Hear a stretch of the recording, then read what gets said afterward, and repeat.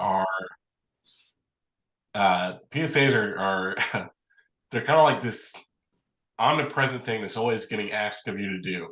But for like an industry standpoint, it's almost like the lowest priority. You need it done, but nobody in the office is going to be like riding you to get them done. But the reason you need it to do PSAs is every station has like an obligation to serve its community, and PSAs are like rice. They're like the staple way to get that done, to mark them off your book. Hey, we aired X amount of minutes of PSAs that serve local community programs and charities and whatnot. So you're always having to do them, and because organizations know that you have an obligation to do it, they're gonna send you some stuff.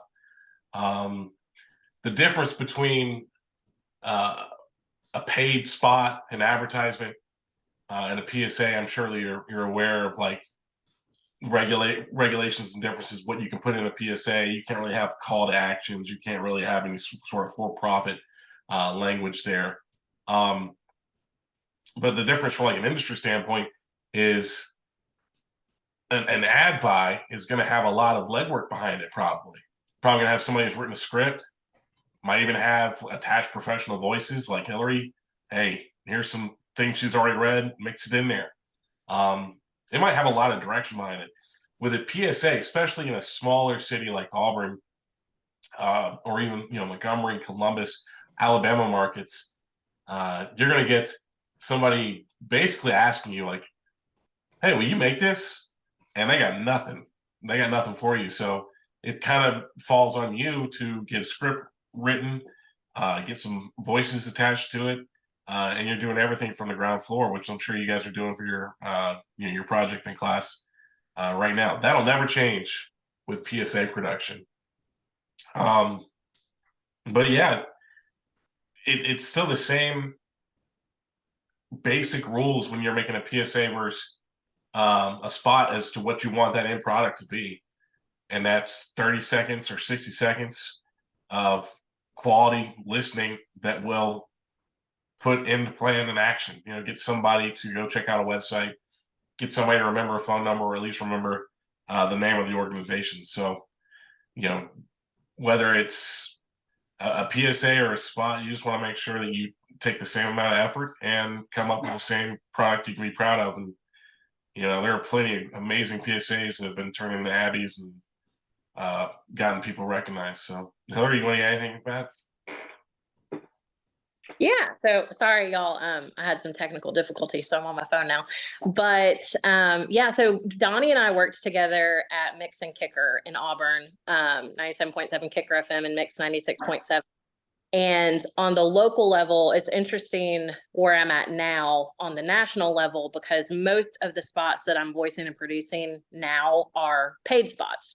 So like Donny said, PSAs are very important to the station, and obviously they meet a requirement for the community. But as far as, I don't want to say like don't put effort into it, but paid spots obviously get a little bit more attention, right? But the same rules apply to PSAs versus paid spots. I don't know how many of you are wanting to do voiceover work, or if you're wanting to be more on the production side and not be voicing anything. But I would say for voiceovers, you want the spot to catch people's attention. You want them to remember something about it. So at the beginning of the process, if you're writing the spot, if you're writing the PSA, think in your head, like lay it out, map out a plan for what you want the spot to sound like, what you want the voice to be, what you want the music to be. Do you want any special effects?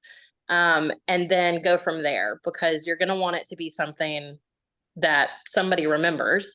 And then as far as the voiceover part of things, I would say probably one of the most important things is don't try to sound like something you're not. Find your voice. Not everybody is going to be able to, punch a car dealership ad out of the water, Chrysler, Dodge, Jeep, Ram, blah, blah, blah. But if it's a more like softer tone, like, hey, come to the Montgomery Humane Society. These animals are looking for their forever Valentines, things like that. There are different tones for different spots and PSAs. So if you're writing one, just think of the message that you're trying to convey and how you want the spot to sound and the end product.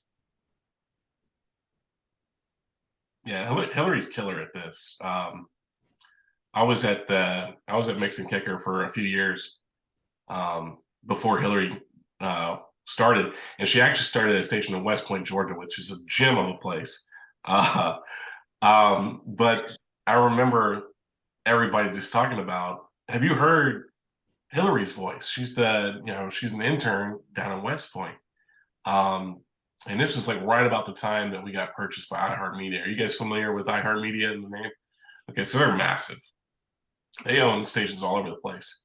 And when she got bumped out to Auburn to work with like the real living people, and then iHeart purchased us. I mean, they locked on to Hilary's voice because here's the thing about like ad agencies and just like in general, like when you're looking at voiceover work, as Hilary mentioned, a lot of things sell better when the voices are a certain way, and for better or worse, I mean, it's just pretty objective here. Like if you can find a strong female voice to put behind a product, like that sells a lot more now than it ever has. And so like, I mean, a voice as good as Hilary's can go on so many brands. And so she was, I mean, you were for the longest time like a huge member of this production group with iHeart, which spanned across over 100 plus markets of production directors. And you could hear her voice on spots all over the country for a hot minute there. And I'm sure you're still all over the country because I'm sure you still have most of those contacts available. But I mean, you know, finding those strong voices that can deliver and apply themselves to multiple brands and multiple messaging, I mean, that's huge. I mean, if you feel like you got it, you should definitely put yourself out there and give it a shot because it's man, that's a diamond in the rough. You usually end up with people like me. But yeah, if you got it, there's money to be made doing that too. I mean, definitely. What's that experience been like for you, Hilary? Like moving to straight voice production and away from putting it together and just actually just recording it and sending it out. What's that been like? Yeah, so I'm glad you brought it up. Actually, I can't see you guys because I'm on my phone, so I don't know if it like only shows you if one of y'all's talking, but I can only see Donny. I saw a couple of ladies in the class though. So, ladies, the industry is really like the world is your oyster. The industry is your oyster right now because there are not, like Donny said, there's not many professional sounding females that are in the voiceover industry that can be on, a strip club spot or a car dealership spot. You have to have a range. So if you're able to do that, it really, all eyes are on you. And I think, coming from the radio world where I did the morning show, I had a couple of on-air shifts and then shifting strictly to voiceover and producing. When I graduated from Auburn, I didn't know that people got paid for this. And obviously, I work from home, I get to stay home with my family, and I didn't know that the opportunities were out there. So just know that they are out there, and the more connections you make in this industry, that is going to take you far. But the voiceover world is it's so different from radio. It's all a part of the same family, but what Donnie's doing on Wings every morning and what we used to do together at Mix and Kicker, I'm not having to put a show together anymore. So obviously Donnie is really good at coming up with radio bits and, phoners where his listeners are calling in and interacting with him and he's engaging the audience. And now I'm behind a mic all day. I don't talk to anybody. I'm just sitting there recording my spots, cranking them out. And I like that. I think I prefer it a little bit more, but if you are efficient at what you do, you're definitely going to make a name for yourself. People are going to know, hey, like Donny can crank out spots within, 5 minutes. If you need a car dealership guy, that's your guy. We all have our certain skill sets that we're good at. And if you just, hone your craft, perfect your skills, people are going to take note, and you're going to be the person that they come to for, their specific needs. I feel like the radio industry it's really similar to TV. I mean, I'm sure you guys have looked at, TV and multimedia broadcast in that sense. Like there's really two avenues to make a career for yourself. And you don't necessarily need to be good at both. You could excel at either one and find a path. I think, like Hilary's path and where it's taken her is as the talent. She's always had the talent. She was great on the morning show hosts in Birmingham. Her voice is incredible. So she's had that talent path. And there's a very lucrative way to make a career there. It's more select. Like it's not necessarily you can't train and become better in that avenue. But for the most part, I mean, and people will tell you straight up, like either you can do this or you probably should try something else. The other avenue is production. And she had plenty of work in production for years, and I did for years too. Production is the backbone of every radio station, not just in making PSAs, not just in making in-house spots, because that's what will be expected of most markets. They'll have an in-house production team, but even for iHeart, you're starting to put together elements in-house. Or even if you're on a national level and you're producing for ad agencies and sending it out to stations, production is the lifeblood. Might not be driving the BMW in the parking lot, but there's always going to be a job for somebody who can produce. And that's the nitty gritty. That's what you guys are going to be doing your projects, right? The voice work's going to be fun, but like what's going to get you the good grade is whether or not you can put that together with a good music bed, adjust your levels, make everything sound good. Production work can often be the most rewarding because it's everywhere. I mean, when you're running a station, you have your PSA and your spots that are running between 4 and a 6 minute break. You have liners that run between every single song. All that stuff's made from scratch in house. Liners are, if you're listening to my station, Wings 94.3, you'll hear a classic rock song, and in between that song, you'll hear this guy come in, you've got wings, and it's got all these phasers behind it and goes right into the next song. It's 3 seconds, right? Barely even registered it happened. But 100 of them play, throughout the day, and they all got to get made. And that's all on your production director, your production team in-house. Somebody's got to do that kind of stuff. Legal intros, weather beds, all this stuff is stuff you got to write, get mixed and do. And it's all audio elements that you got to pull out your butt from nothing. You got to create it. So there's two avenues, the talent side and the production side. That's how you make a career. And you'll never see the faces of the people producing your stuff. You just see their names at the end of the show, but they're just as important. Well, we have students have questions for you, so how about we go one at a time, and if you want to walk up to the camera like I am now and just stand here so they can see you, and go ahead and ask your question. Who wants to go first? I'll ask. Scoot over. Hi. All right. Introduce yourself. Hello, my name is Mason Lawrence. I'm a senior. Hello. All right. So what were the effects of COVID really on the production process and the use of PSAs? That's my question. Donnie and I had a very similar COVID experience. Yeah, we got fired. Yeah, I'm not really the best person to answer this because Hilary, you were able to still do a lot of work with the contacts you made, but I pretty much got exiled there. So I'll let Hilary answer this one.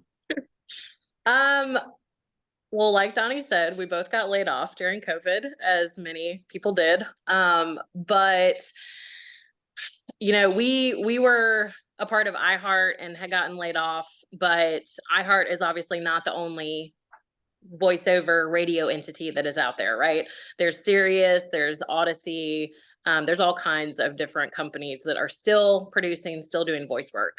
So for me, COVID, obviously a lot of markets were going through layoffs. A lot of people were losing their jobs.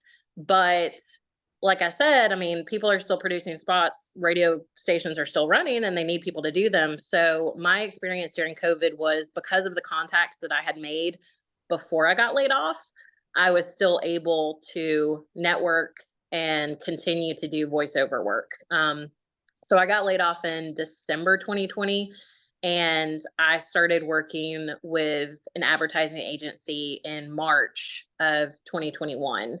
And I'm still working with them, and full circle moment, I am back with iHeart now, just in a different capacity. But yeah, I would say, I mean, the effects of COVID obviously hit a lot of people really hard, but networking and the contacts that you make obviously will literally save your butt.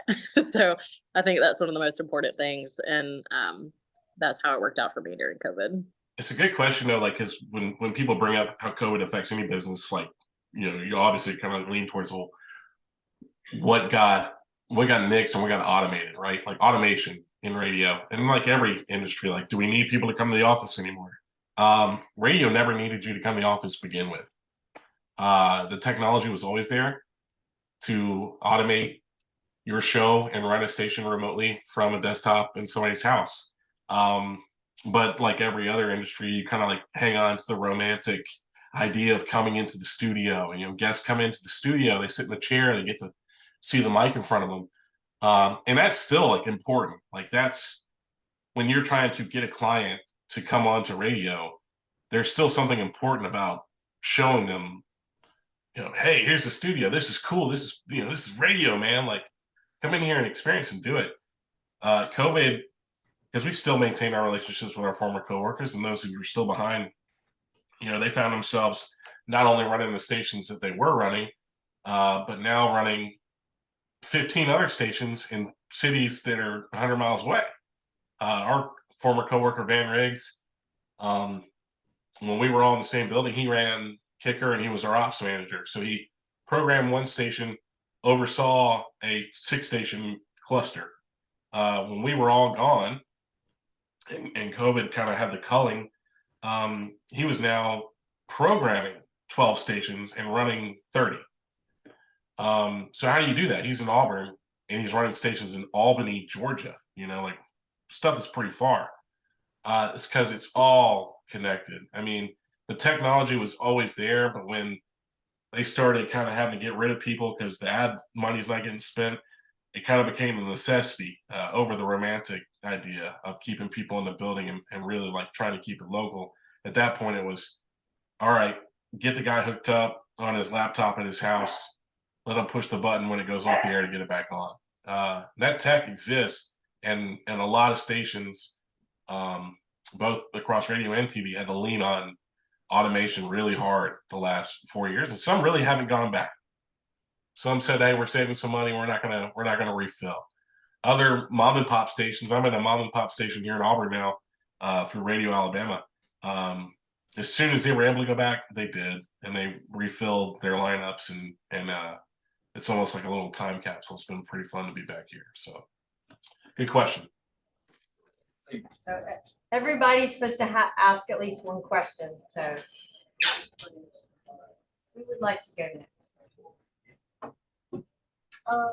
Okay. Stand up here so they can see you closer and introduce yourself. Hi, my name is Katora. I'm a senior. My major is public relations.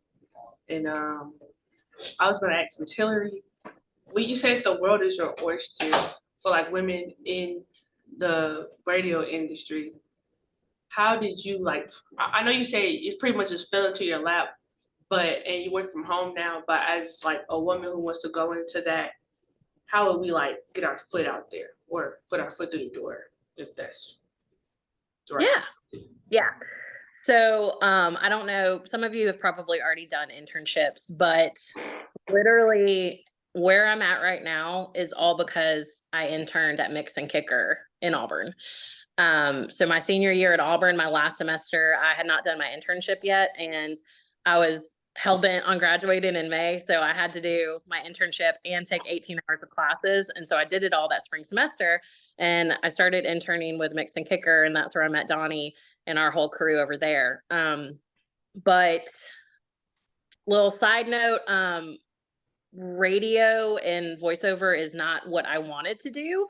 I was an RTVF major. I wanted to be a news anchor. I wanted to be a reporter. Sorry. But that was the path that I wanted to take. But the radio world just kind of worked out where I was able to stay in Auburn and do my internship and, you know, mark it off the to-do list and, you know, finish up my classes at the same time. And I fell in love with it. Like I said, I didn't know that this was a world where people could, you know, make a living off of doing voiceover work and commercial work. And obviously I started in traditional radio, but everything that I've achieved and what I'm doing now is because of Mix and Kicker and that internship and the contacts that I made and the people that I worked with over the years. You know, we were, in my mind, Quantum, the radio station that owned Mix and Kicker, I felt like we were very lucky to be purchased by iHeart because that gave me more opportunity that I probably wouldn't have had if we had just stayed Quantum. But yeah, just, you know, making those connections, showing people the kind of work that you can do, and just, you know, making a name for yourself, literally, where if people are needing something and they recognize you, they recognize the work that you do, that's going to take you really far. So as a female in the industry, I would just say it's most importantly networking, making those connections, and keeping up with those connections too. You know, obviously, when I was doing the morning show in Birmingham with iHeart, I was still producing spots on the side. It was like my little side hustle for people outside of iHeart. And then that's how, after I got laid off, I continued to do voiceover work with those connections that I had made. And then iHeart brought me back because of all of that. So connections, connections, connections. It's all about who you know. And whether you're you know, male or female or been in the industry for 20 years or 2 weeks, it is never, ever too soon to start saving the stuff you do and keeping it real. Yeah. You know, like it's, you know, like Hilary mentioned, the internship and doing the standard stuff that, like, you know, you're in college, you guys are going to graduate, you know, you're about to graduate as a senior. Like, that's doing what the stuff that you've been told to do. Nobody tells you to start saving your work as soon as you are doing it. Because people want that. They want to know what you're about, and it's so much better than a paper resume. It's so much better just to hand them a little MP3 file with your highlights. So never too soon to save your work. Yeah.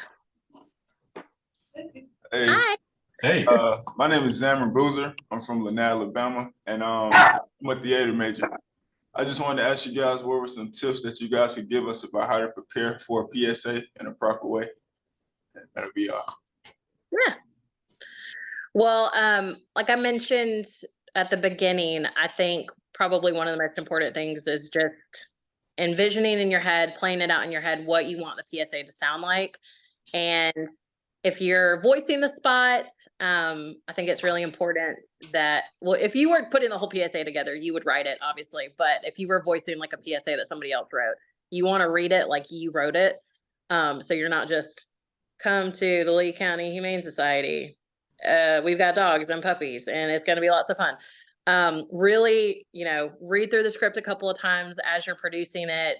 Put some panache in there. Put some oomph behind it. And then Donny can probably speak more on writing it and putting it together. yeah, usually if you get sent a script from you know, Lee County Humane Society or whoever would be sending you a PSA, odds are they don't have a lot of experience in script writing, so you kind of got to help them out. As Hilary said, you want to write something as you would speak, not as you would write. When you're reading something, a 30-second script, it's always better to have 35 seconds of script than it is to have 27 seconds of script, okay? Never a problem to take stuff out of the script. Always harder to think I'm going to add 5 seconds. I don't know anything about these people. That's tough. And when you are doing your read, it feels so stupid. I always feel like an absolute idiot, but you just smile like your life depends on it and read that. That is the easiest way to avoid sounding like there will be a puppy fair today. I mean, there will be a puppy fair, it makes you sound like a goober, and that's what sounds better. I'd rather sound like a happy goob than some lifeless idiot. So yeah, that's the most important. It's just making sure you got your enough script and that you sound enthused. Thank you. Hey, I'm Mr. tonight, and I'm a senior. And my question is, what is the hardest thing about working in your industry? Getting laid off.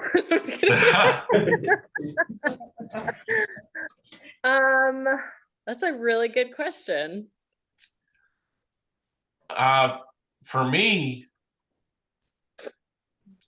this for me, maybe it's not. I feel like it applies to a lot of people though that are of the same mentality. When I got into this, I really liked the creative side of it, right? But there was always this part of me that was like, oh man, the sales side, I don't ever want to touch that. I don't want to be a part of that. To me, the hardest challenge has been to equip myself with the tools necessary to help the station sell what it is I'm doing. I do this morning show, and if there's one thing that COVID taught me, and iHeart taught me really when we got bought by iHeart, it doesn't, it's important that you have local shows and you have local presence, but iHeart has Elvis Duran. Who the hell am I compared to Elvis Duran? I have to prove my value, not just by this myth of like, oh, because I'm local. Nobody gives a shit if you're local. They like Elvis Duran. You know what I mean? You need to prove to the station you're valuable by being able to sell yourself, by having an inherent value on the books. That's been the biggest challenge for me. And to do that, I can come up with as many bits as I want, and they can be good. I can know they're good bits. I can know this is solid radio. I still got to get it sold. A salesperson is going to have a lot of tools to help me do that, but they're looking out for themselves too, and they might not be focused necessarily on selling this bid I have for X amount of dollars when they're trying to get a big package for Carl Gregory Ford. So you do need to, as much as you might think I want to get in on this for the production, the creative side, you do need to be able to sell yourself, or sell your product, whatever you're making, because it is a business. A business is a business. You can be as creative as you want. And artists are artists, but they still need to make money. So that was it for me, was trying to equip myself, or I guess separate that idea of like, oh, I'm production. I don't do sales. We all do sales. Yeah. I think to piggyback off of that, the hardest thing for me personally is that I'm very much a people pleaser. I like people to be happy. And even if that's at my own detriment. And like Donnie said, just being aware of your own self-worth and your value and what you can contribute to your customer, your client, the industry as a whole. You're not going to make everybody happy. Everybody is not going to like your voice. Everybody's not going to like your production. And you just have to let it roll off the shoulder and move on to the next, because for every person that doesn't like you, there's going to be 50 people that do. So try not to let constructive criticism, even if it's very rude, try not to take it personally and just use it to improve upon, and just don't let it hit you too hard if people are not digging your spots, because that happens a lot.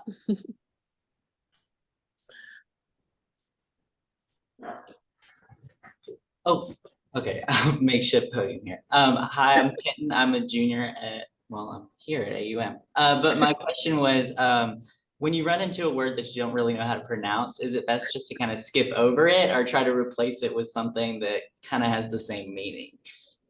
Let me start with this one, Hill.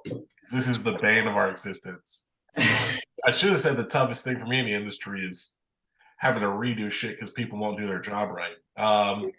If you are providing script, that's a great question. If you are writing a script and you live in some Alabama city that's got some creek name after, you know, some tribal nation.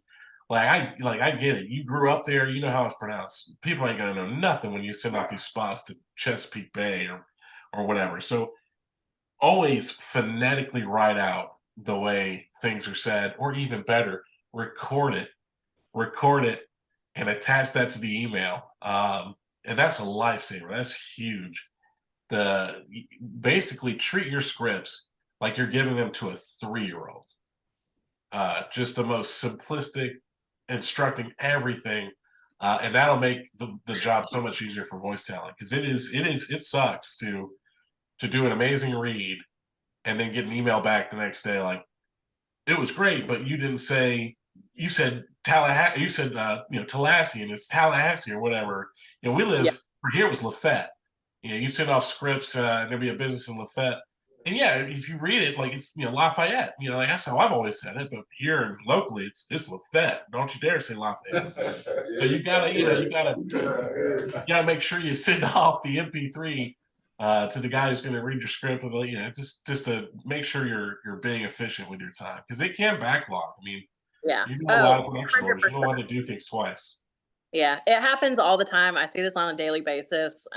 Clients and AEs, they'll send you spots and you have I will say, Google and YouTube, never fails most of the time. I will, if there's a city that I can't pronounce, I will go find a YouTube of that city.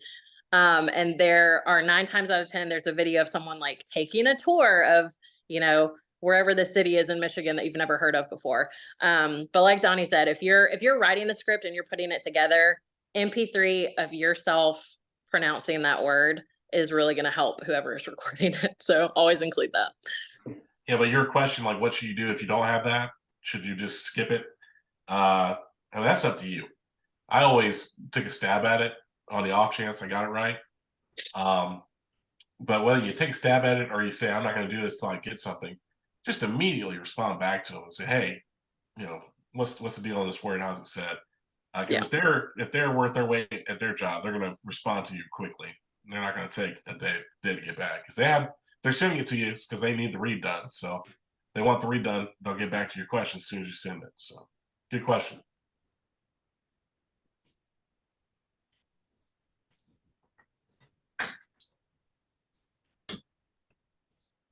Hi, I'm Glenda, and I'm a senior here at AUM, of course. But my question, I have like a 2-part question. I have a question based off of something that Hilary just said a little while ago, and also another question. So the first question is, Hilary was discussing the skill sets that you all have. So I wanted to ask, like she was saying, for you, Donnie, it could be like a car lot, or so for you, Hilary, I wanted to know, what is your skill set? That's the first part of the question. Give them the Callies. I know. Oh my God. So embarrassing. So I hate talking about myself, so this is very awkward for me. I can record a variety of things. I will record Plato's Closet spots, children's boutiques. I do car dealerships too. I can have like a very loud, punchy voice for like Blackstone Toyota. But it is very awkward, but a lot of my spots are for strip clubs and sex shops. Because I can't do it on camera. I will send Kate an MP3 of a spot that I did, and she can play it for you guys. But, obviously my speaking voice is very different from my radio voice. My husband calls my radio voice my fake voice because I don't sound anything like it. But for women, there's not a lot of women who can get into that lower register and be really sultry and smooth and come on down for Valentine's Day. So I do a lot of those, but I'm all over the place. I'll do it all. Okay, thanks for answering that. And the next question is, when you're doing a PSA or, just creating it and creating the script, how do you not give your audience like unnecessary information? How do you, like simplify it and just get straight to the point and go from there? Yeah, if you just like remember the point you're trying to make. I mean, anytime you're writing a script for PSA or an ad, it's about creating top of mind awareness. And that's the goal for everything is when this person needs this product, how do we make sure they remember this brand? Top of mind awareness. Some of the best spots I've heard, Abby award-winning spots, have been so stupid for how simple they are. Like, you know, there was John Bonifer used to tell a story all the time. Forgive me, Hilary, for doing a JV story. But there was a spot that won an award because it literally was just an old man just saying the name of the business for 30 seconds. And that's it. But I mean, it got the point across. People remembered, you know, this business name or whatever the hell it was selling. It's just, you know, when you are writing a script, the most important thing you can do is just don't ever let the name, the website, the end result get bogged down with a bunch of superfluous words. So if you got, you know, a humane shelter adopt-a-thon coming up, you know, the best thing you can do is just say it's an adopt-a-thon, it's on this date. You know, for more information, go here. If you're writing a PSA for radio or TV, remember nobody's going to remember a telephone number. They just aren't, right? Maybe they will if they're a savant. They're not going to remember a telephone number. They might remember the website. You know, radio is the shotgun blast. You don't want to give them a bunch of information. You just want to hit as many ears, and you want them to remember. Oh, what was that thing? The adopt-a-thon. It's at LeeCountyHumaneSociety.com. Then they can learn about it when they go to LeeCountyHumaneSociety.com. Don't try to learn somebody in a PSA. Just try to get them to go to the destination to learn. Thank you.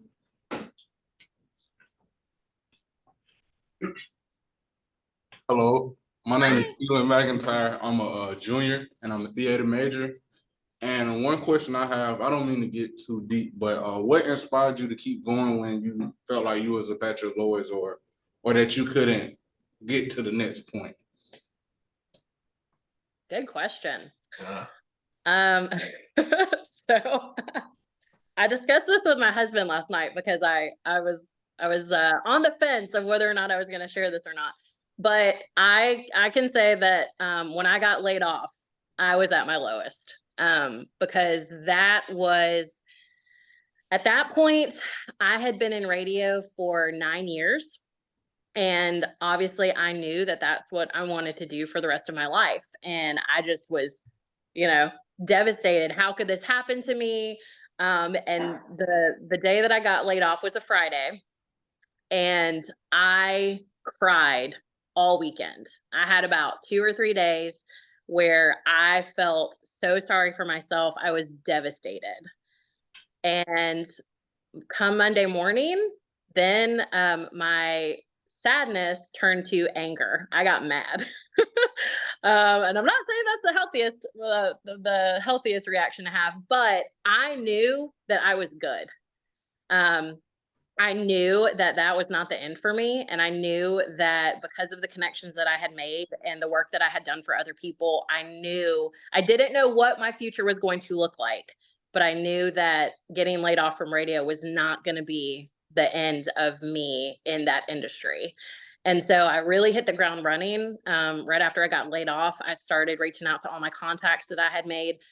Donny talking about having that demo reel ready to go, to show off your work, to show what you can do. Have it, because people are going to ask for it. That's one of the first things they're going to ask for. There are a lot of companies and like voiceover websites where you can literally just scroll through and listen to people's demos.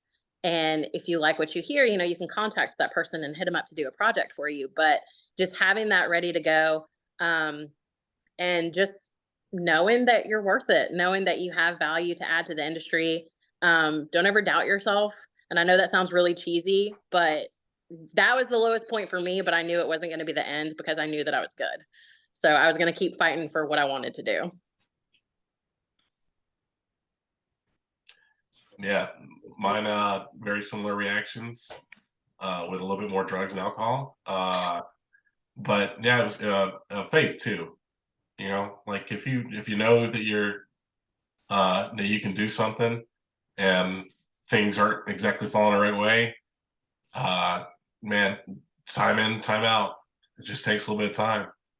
I started doing a whole different career after being in radio for over 10 years. And I was making more money. I was like, this is the way to go. What was I ever doing in radio? And then having completely abandoned the idea of getting back into it, I get a call that they need a morning show over on this classic rock station. This is the station that I applied to before I ever got the job that I was at for 10 years when I wanted to begin with. So, you know, sometimes if you just do good in your life, that karmic balance comes back around and takes care of you. So don't lose the faith. How are you? Good. My name is DeShayla Wilkins. I'm a senior here. My question is, how do you keep PSAs gender and racial neutral with the certain information you get? Good question. Go ahead and take it, Donnie. I don't have a ton of, I feel like you're, well, being more in the radio world now, you deal with more PSAs now than I do. Yeah, I mean, it's a good question. Because obviously, like, the thing that nobody wants to do is offend anybody ever. Because there's just so many penalties attached to it outside of, like, you know, getting canceled or like literally leveling fines via the FCC. I mean, there's plenty of FCC regulations when it comes to what you can and cannot say, but there's more social standards now when it comes to this kind of stuff. Personally, I've never really come across any sort of PSA material where you had to really concern yourself about gender identity or race identity or anything of like that kind of element. Generally, the organizations speak for themselves and their own beliefs and standards. I think that let's say you found yourself in a position of management, that if there was a organization wanting airtime or a PSA that had principles you didn't agree with, like it's your right not to want to air that. You're not obligated to air anything or produce anything that's against your ethical standards as a worker. I mean, it would be a tricky conversation to have with your employer or your boss, saying, listen, I can't cut this PSA for Chick-fil-A because I don't really believe in their ownership morality or ethics. That's a stand you feel like you need to take. I would respect that as your employer and find somebody else in the building to do it. But yeah, it's a really good question. I don't think anybody should ever sacrifice their own ethical standards when it comes to PSAs and what it is you're recording. And if you are trying to write script that it's benign, by all means try to be benign, but don't ever do so at the expense of your own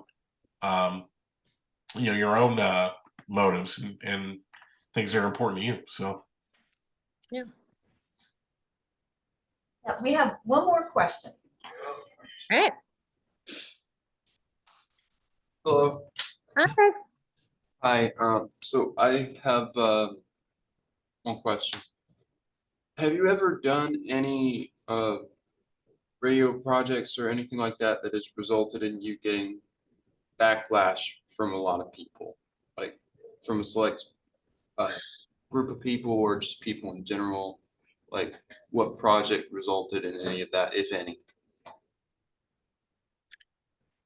Sure. I'm trying to remember. There's two instances that come to mind. So when and this, wasn't necessarily a produced spot or a PSA. When I was on the morning show in Birmingham, we did a bit. It wasn't a bit. It was a phoner conversation. We were trying to get callers to call in, and we were talking about a woman who, I can't remember exactly what the situation was, but it was something about an interracial relationship. And my partner at the time and I got on air, and we were just, again, trying to get our callers to interact with us and, just asking what their opinion was on the topic. I think the story was like a woman wouldn't let her daughter date someone who wasn't their race. And we had a bunch of callers call in that, some people were saying, oh, that's absolutely ridiculous. And other people saying, yeah, that's how I believe. I feel the same way. And there was a woman who called and she felt very strongly. She didn't believe in interracial relationships. And my partner and I listened to her and I simply said, well, I'm the product of an interracial marriage. I obviously have no problems against it. I have lots of friends who are in interracial relationships and, I think it's beautiful and, but we appreciate your opinion because, you called us and you shared it with us.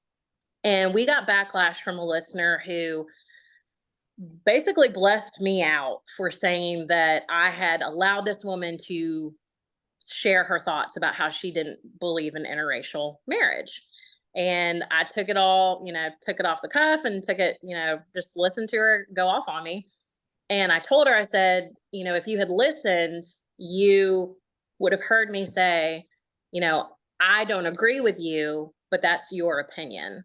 And I went off on this whole thing about how at that point in time, what my job was as a radio morning show host was to make my customers, make my listeners feel comfortable enough that they could call in and share with me what they thought about something. If I ever made someone feel like they couldn't be honest with me, then I'm not doing my job. And so that was an instance for me where I got a lot of backlash for that, but I just stood by, my ground saying, it's not what I believe, but everyone has their opinion. Everyone has their own belief. And she felt comfortable enough with me to share it. So I did my job at the end of the day because she felt like she could call me and share what she thought. So that was a lot of backlash on that one. Gosh, I don't know. I called Reed a dick on the air once. And that got me in trouble. Like there are FCC words you can't say. There's safe harbor laws. It really comes down to like your market manager and what kind of brand you want to create as to what you're willing to say and do on the air. I never talk about politics on the air. As fun as I like to get riled up about it, with friends and family, I would never do it on the air because that is a can of worms.